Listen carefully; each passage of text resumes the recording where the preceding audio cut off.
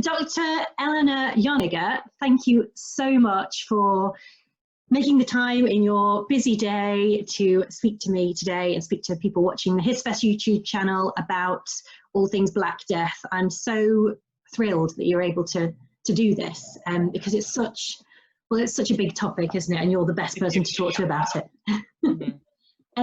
So how are you doing? You all right? I am pretty all right for someone living through a pandemic. I have to say that, like, you know, it is one of these interesting things about being someone who has a specialty in the plague. In a way, when you spend a bunch of time thinking about a pandemic that was much, much worse than this, it's actually like perversely soothing, because I've always in the back of my head got, oh, well, it's not the Black Death going for me. So, you know, it's not that bad, but yeah. I can empathise, and I'll speak to you a little bit about that later on. But first things first, we're going to go right back in time to the medieval period. The Black Death arrives on Britain's shores, but you know, that's the story that I'm brought up with, going to English schools and things. But can you tell me the wider context? Where did it originate from, this pandemic, and how did it arrive into Europe? So it actually originates out on the central steppes of Asia. And we certainly know that probably around like the late 1320s, 1328, something like that. We're a little sketchy on when the exact dates might have been, but in what is now Kyrgyzstan, we have a number of grave sites that specifically say these people died of the plague. And we're like, okay, great. Thanks for letting us know. But the way that Yersinia pestis, which is, you know, the germ involved in the bubonic plague, works is that it lives inside the digestive tract of fleas. Now, the fleas in question were living on colonies of marmots out on the steppe, and the colonies of marmots began to come in closer and closer contact with humans who were going through there as a result of the Silk Roads. This is because we're kind of in a period of rebuilding over in China. This is after there was a big period of Mongol conquest over in China, and things have sort of got back to normal. They've got back to a little bit calmer. So you have a big uptick in the Silk Road, the land Silk Road, going back and forth again. And so people are getting closer and closer to the marmots, and the fleas from the marmots make a jump off of the marmots and onto the other animals that are associated with the caravans there. It could be horses, it could be whatever, it could just be humans themselves. Humans used to have a lot more lice and they used to have a lot more fleas, but also primarily rats as well. So I'm kind of like big team rats did nothing wrong. It's not the rats that did anything. It's, if you want to blame someone other than Yersinia pestis, make it fleas. Make it fleas who are not cute and never, you know, made like adorable little YouTube videos wearing hats. So, you know, we don't like to blame the rats. We like to blame the fleas. Well, so, fleas are not nice, are they? I mean, let's be honest. I'll blame the fleas from now on. I mean, and then we do have some particular things that say that one of the reasons that plague got from, it's not just necessarily like the Silk Road, but there were some sieges that were happening over on the Black Sea. And so some of the, there were various Mongols who were attacking the cities over on the Black Sea. And we do know that they were using plague bodies as a kind of form of biological warfare. Well, we think that they were. It's alleged that they were kind of catapulting bodies over the walls, this sort of a thing. This could be some hyperbole on the part of various chroniclers, or it could just be that, you know, germs got through in the way that germs get through. So the city falls, and you have a number of people jump in boats, and they go across the Black Sea, and they go down into Constantinople. And in Constantinople, a bunch of people get off the boats, bunch of people start spreading the plague around. And then they also make their way over to Genoa, because it's a lot of salt traders. So salt's a big business in the medieval period. It's a really expensive commodity. And so they're all in their boats and they go to the places where they're trading. And then Genoa is a big trading place, Constantinople is a big trading place, and so the more people go through, it starts following trade routes, and it gets all through Europe, and then eventually, yes, it does make it up here to England, but it had got in its footholds first over on the Black Sea, Constantinople, and Genoa. So those are the big hotspots. Okay, so I mean, you've kind of touched on how it was spreading. Was there anything?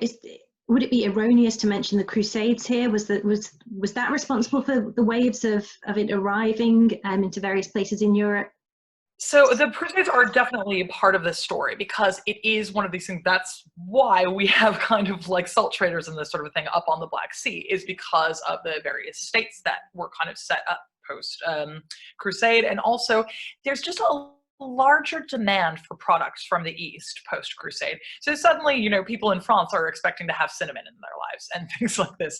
So you have a lot more like expectant trade and regular trade that's going back and forth as a result of all of the crusading and all of the trade. I mean, you can kind of look at the way trade works in Europe in the Middle Ages as being sort of like pre-Crusades and post-Crusades.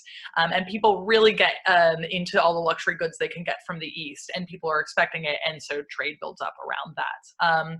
So yeah, there is definitively a connection there, and we know, for example, also that the Near East is really devastated by the Black Death in the same way that everyone is. So they get it in through the Silk Road, as well as the Salt, like it's all just a big pincer movement on the Middle East, and they have it just as terribly as we do here. So you know, it was in India, it was in China, it's in North Africa, it's everywhere. But one of the reasons that we do kind of get it in Europe, because there's a lot of trade going that way. There are a lot of people kind of going along these lines just in order to bring us the things that we like ginger. You know, ginger's great. If you had to live without it, you suddenly want it, you know. and sorry to be crass about this, but just in terms of the death toll from the Black Death, I mean, could you give us some idea of the kind of figures that we're talking about here? So it's really bad. We do know that worldwide, the figure that we tend to say is 25% of the world population. Place to place, this varies as well. So there are certain cities that had it worse than others. So Paris in particular, I think we've got something like a 60% death rate. We know that that shows up in various German cities as well. Florence has a terrible, terrible time of it. And they, again, have like above a 50% death rate. Here in England, we lose entire villages that basically just become unsustainable. So, you know, there might be 2 or 3 people left, but they know that they can't keep this going, and so they just have to abandon the village and go live somewhere else. Here in London, the death toll is particularly high because people are living quite on top of each other. And again, we kind of estimate that it is maybe a little over half of all people. But there are some places that aren't hit very badly at all. Like the Kingdom of Bohemia is just somehow gets away with it, which is very confusing. Right. They were all on all the trade routes, but I think that it's just that everyone died before they managed to hit Prague or something. It's very confusing. But they do really, really well, and they write smug like things about this, and they're like, oh, God loves us more, and that's why we don't have the plague. Slovakia, they also do very, very well out of it because it's very difficult for people with plague to climb up a mountain, I guess, you know, this sort of thing. So you do see these spots, and that's why you will see that there is kind of like some places are hit really, really high, and then we can kind of come out at this sort of like, well, it's about 25% of people. But as a general rule of thumb, people in cities are hurt worse than people in the countryside just because they're not so densely packed in out in the countryside. So. Okay, so obviously when we're talking about the death toll and things, this is just, you know, these are the figures of the people that suffered the final ultimate consequence of plague. But of course everybody was affected because the death toll was so high. You would have families that would, you know, everybody would know somebody that had died. So could you tell me a little bit about the way that society reacted? Were there any, you know, how did public health measures come into play in all of this? I mean, we do start seeing some of the first things that we would call public health measures at this time. So a lot of one of the big things that you will see is the cities saying that they're not letting anyone in. So, you know, it's not quite a quarantine. People are still moving around inside of cities and that sort of thing, but you certainly can't just go into them. People will demand passes if you are traveling around to know where you've come from. So they are tracking where the plague has broken out, particular hotspots, and they want to make sure that people who are traveling are not coming from there before they go through their own towns. So we definitively see that. The way it affects every single person. There's no one who gets away without losing someone, and if not several someones. And this does have a big kind of destabilizing effect in terms of despair. It's just kind of like one of the big things that you see because medical authorities have absolutely no way of controlling this. We do see things like, for example, the King of France orders the Paris medical facilities. They say, okay, well, why is this happening? How can you have a pandemic on this level? And they all get together and they all determine it's miasma, which is, you know, pre-germ theory, the kind of way of explaining that diseases spread, it's that there's bad air or there's a stench and it brings things on. It's close to germ theory. I always like to give people their due. It's not unsophisticated. And they say, so there was a big conjunction of the heavens. They basically Mercury and Venus and something else got into a triangulation with Jupiter. This caused a miasma to come up on Earth, and now it's just spreading around of its own accord, and it's kind of poisoning everyone. So that's cute that medical authorities can give you this. That doesn't help. You know, so medical authorities can explain to you why it's happening theoretically, but that doesn't mean that they can solve the problem. And indeed, no one can solve it. You know, it isn't until we came up with, I believe it's not even antibiotics. I think it's antimicrobials are actually the thing that you need to use on plague. And we've got a vaccine for it now, like we've got it covered. But there was nothing that anyone could do until that point in time, other than avoid other people who have plague, or, you know, hopefully not get fleas that have it. So you lose faith in, you know, medicine being able to help you here. And there's also a loss of kind of faith in what God can do. And that is treated a couple of different ways. So you'll see people here, for example, there's some very famous sermons by the Bishop Thomas Brinton, who was the Bishop of Rochester Cathedral. And he writes a series of sermons, and he says, well, the reason why the plague is happening here and is especially bad in England, in his opinion, which, you know, it probably wasn't, but I'm sure it feels that it's really bad when it's putting to you specifically. But he says it's very bad here, and we're also losing the war with France because English people are just so uniquely sinful. He says the English people, you know, they're just, they're dressing really slutty. They're walking around in the pointiest shoes that you can find. They're wearing low-cut garments. They're all out fornicating and choosing, and they're cheating on their husbands, and they're doing all these terrible things. They're gambling, and this is why God is punishing us with the plague. So, you know, if the best answer that religion has for you is that you're very naughty, and you're like, but I'm not wearing low-cut garments, and I'm not, you know, you kind of like lose, you know, the faith that people higher up in the church are going to be able to intercede for you or do anything for you. And so you do also see a kind of uptick in popular responses, religious responses to things. And we see this, for example, in groups like the Flagellants, who are particularly active in Italy and the German lands. And the Flagellants, their deal is that they like to go to cities and they do a big procession to the city. They strip to the waist, and they beat themselves, and they pray to God, and they usually do this in a sequence of 40 days. So they're not beating themselves the whole time, but they are marching around, and it's to mimic when Jesus was in the desert, which becomes Lent. So they're kind of like trying to mimic the suffering of Jesus. And what they're saying is like, look, God, I know that you're mad at people. Like, it's really, really clear. But look, we will punish ourselves. We will excoriate ourselves. We can do all this for you. You don't have to kill everyone. We get it. We're sinful. We're trying. The church is not a big fan of this. It's a lot of people, just regular people, are not a big fan of this either. Like, it comes in like a big popular wave. A lot of people are into it, but there's this sneaking suspicion also that the Flagellants might be having orgies in the woods. There's always a lot of like, well, what are they doing out there? Kind of. Well, I mean, why not? Why not?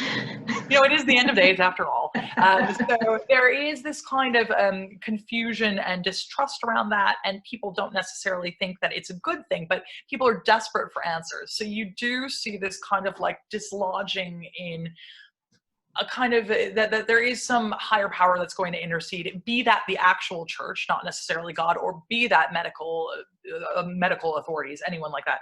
There's this no one is kind of coming to help you thing, and that really does take a toll on everyone. It's so interesting to me to listen to what you're saying here, because I look at plague in the 17th century, and I mean, of course, there are so many echoes with the way people respond, but also how, and I won't go into contemporary issues right now, although I will do in a little bit, but there are definite parallels to be made when it comes to despair, I think. But how did these feelings express themselves in art and literature? So we do see in the 14th century in general, there's a real interest in macabre art.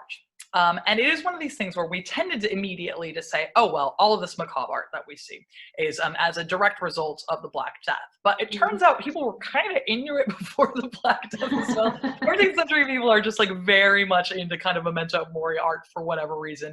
I'm not quite sure why, but it definitively does ramp up as well.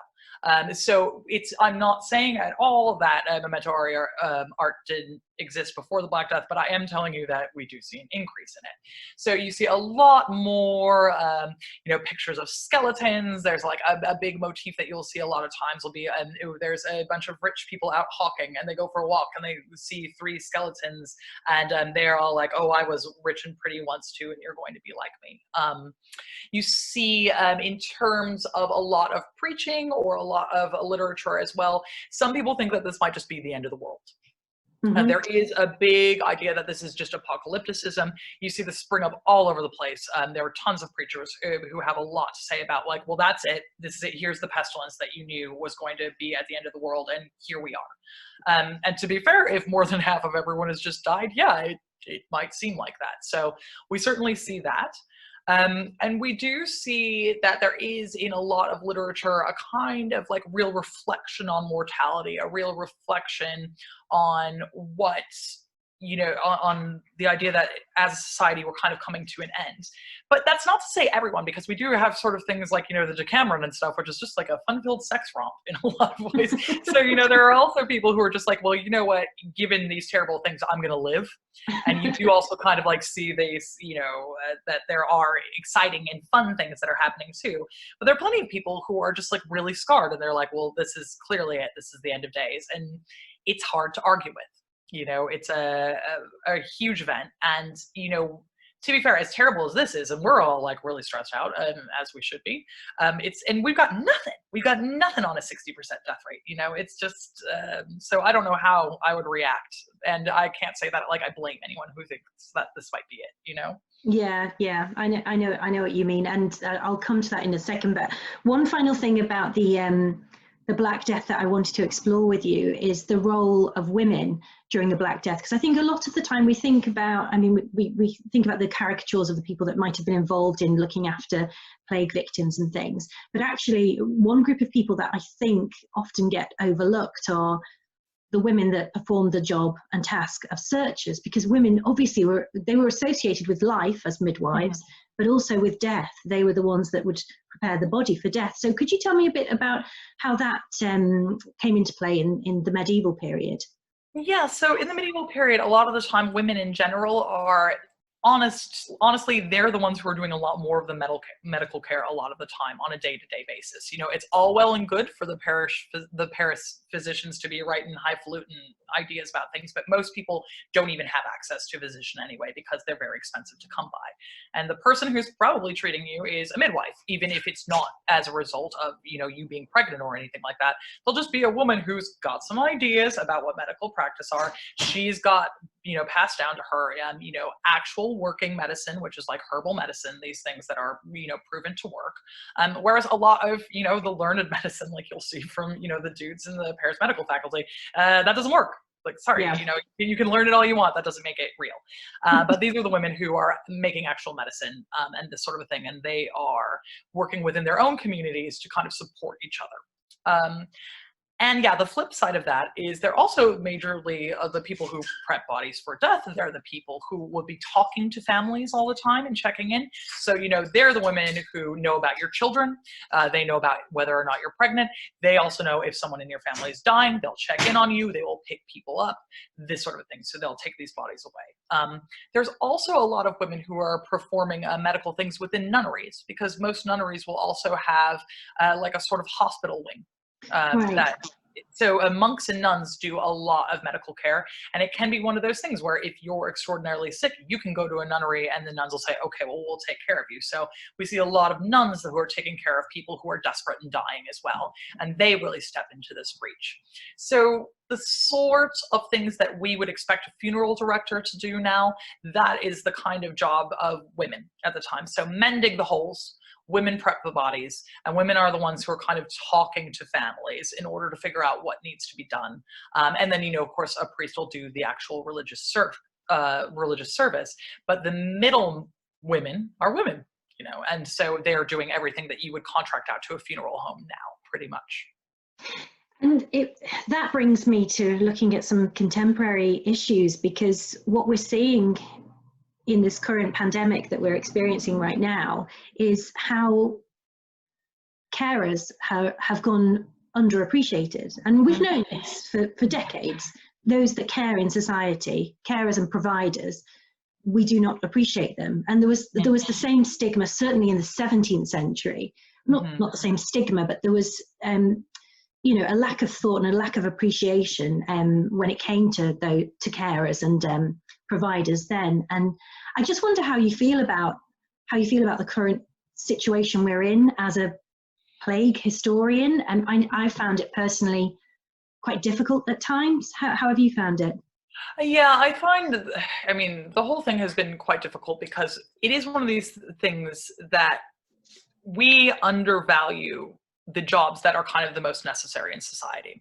As a plague historian, and just as a medieval historian more generally, this really rings true to me because we're constantly talking about, as historians, you know, like there's the great man thing. It's like, oh, well, what was the king doing? What did the general do? Who did these like really outspoken people, what were they doing?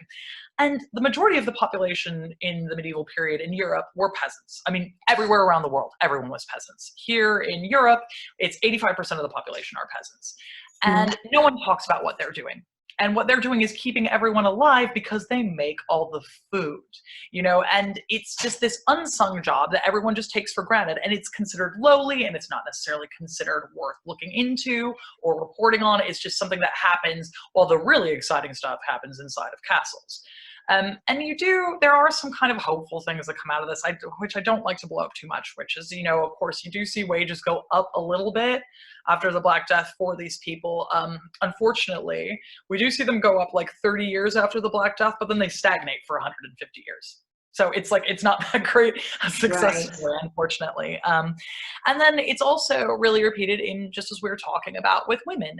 And women are one of the great unsung workers of the medieval period. Women are working constantly. You know, there's this idea now when we talk about women in the workplace, we act as though it's some new phenomenon. But what we mean by that is that women are able to work in workspaces that are considered traditionally male. You know, women are working the entire time. They're raising children, they're doing animal husbandry, they're doing hard and manual labor on farms, they're running shops, they're weaving cloth, they're just working and they're working and they're working. And you never hear a peep out of them in the medieval period because they're not allowed to be in guilds. So the minute that real money is involved, like if it's a guild or something like that, oh, well, women can't be involved. Women weave all the cloth, but the mercers who sell it are the ones that make money, right? And so there is this real parallel with what work we think is even worth noting down in the historical record. And really, these are the jobs that are absolutely essential to society, and these are the things that keep things going. It doesn't really make, medieval society could have kept on going without, you know, starting another pointless 100-year war with, you know, another country. That, like, it doesn't actually have anything to do with the day-to-day and what's important, but that's what we fixate on. We fixate on the big war and the fancy people who are doing it, and not on the people who are just like, oh God, the war is coming, you've ruined my fields, where are my pigs, you know? And like, these are the real heroes of medieval society, and we never talk about them. Well, we're doing that now, so thank you for thank you for. Yay! I just love peasants. I just love them, you know. And just one final question. I know this is difficult as a historian to answer, because we're not supposed to be subjective or, you know, use our own experiences when we're looking at the past. But has the current pandemic made you feel any differently at all about your research into the Black Death?